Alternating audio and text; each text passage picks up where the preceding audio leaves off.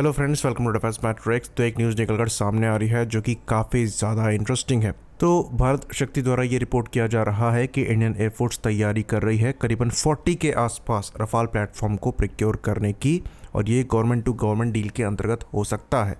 और ये Indian navy की जो 26 रफाल की डील है उससे डिफरेंट होगा। तो ये इन्फॉर्मेशन भारत शक्ति द्वारा अपने सोर्सेस के माध्यम से निकाली जा रही है, जिसके अंतर्गत वो कह रहे हैं कि एक हाई लेवल मीटिंग हुई है इंडियन और फ्रेंच ऑफिशियल्स के बीच में, जिसके अंतर्गत इस डील को लेकर बातचीत हुई है। तो अगर यहाँ पर गवर्नमेंट टू गवर्नमेंट डील होती है और 40 एडिशनल रफाल लिए जाते हैं तो ये डेफिनेटली एमआरएफए का अंत हो सकता है। साथ में अगर ये डील फाइनलाइज होती है तो यहाँ पर प्राइस पर भी नजर बढ़ाने की जरूरत होगी, क्योंकि ये पहले की डील के मुकाबले हमें कम पड़ना चाहिए। बाकी एक सवाल यहाँ पर जरूर उठता है कि अगर आप 36 रफाल पहले परचेस कर चुके हैं, उसके बाद नेवी 26 रफाल ले रही है और फिर आप 40 रफाल लेने जा रहे हैं, तो टोटल नंबर यहाँ पर जो पहुँचता है वो 102 पहुँचता है, जो कि 100 को क्रॉस कर रहा है। और उसके बाद भी अगर ये एयरक्राफ्ट आप पूरे इम्पोर्ट ही कर रहे हैं तो कोई मतलब नहीं है। बाकी इन टोकन ऑर्डर से मुश्किल ही लगता है कि फ्रांस द्वारा रफाल की प्रोडक्शन लाइन को इंडिया शिफ्ट किया जाएगा, जो कि एक बड़ी डील में इजीली नेगोशिएट किया जा सकता था।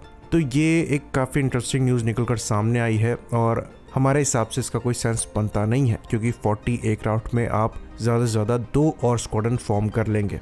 आपकी जितनी बड़ी रिक्वायरमेंट है वो तब भी अधूरी रह जाएगी, और जो इन प्लेटफॉर्म का डोमेस्टिक प्रोडक्शन पहले प्लान किया जा रहा था वो हो पाएगा, उसके चांसेस भी ऑलमोस्ट ख़त्म होते हुए नज़र आ रहे हैं। हाँ, अगर इन 40 एयरक्राफ्ट के साथ ही आप डेसॉ के साथ ये नेगोशिएट करने में सक्षम होते हैं कि इन प्लेटफॉर्म को इंडिया में ही बनाया जाए तो ये काफ़ी इंटरेस्टिंग हो जाएगा। लेकिन खाली 40 एयरक्राफ्ट के लिए फ्रांस इस पर एग्री करेगा, इसके चांसेस बहुत ज़्यादा कम हैं। तो अल्टीमेटली इस डायरेक्शन में अगर हम आगे बढ़ते हैं तो करीबन 102 एयरक्राफ्ट हम ऑपरेट करेंगे, और उसके बाद भी हमारे पास इनकी कोई प्रोडक्शन लाइन नहीं होगी, और इन प्लेटफॉर्म को सस्टेन करने के लिए हमें हमेशा फ्रांस पर ही डिपेंडेंट रहना पड़ेगा।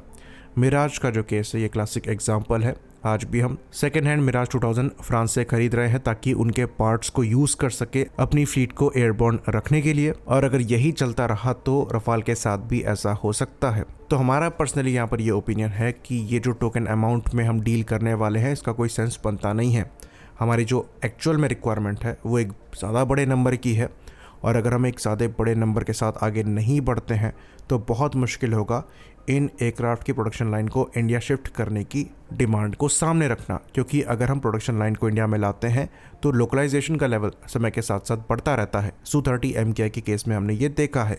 आज रशिया यूक्रेन की वॉर के बाद भी हमारे जो Su-30 MKI हैं ये फ्लाई कर रहे हैं। उसके पीछे बड़ा रीज़न ये है कि कई इंपॉर्टेंट पार्ट्स इन एयरक्राफ्ट के हम अपनी कंट्री में खुद ही मैन्युफैक्चर करते हैं।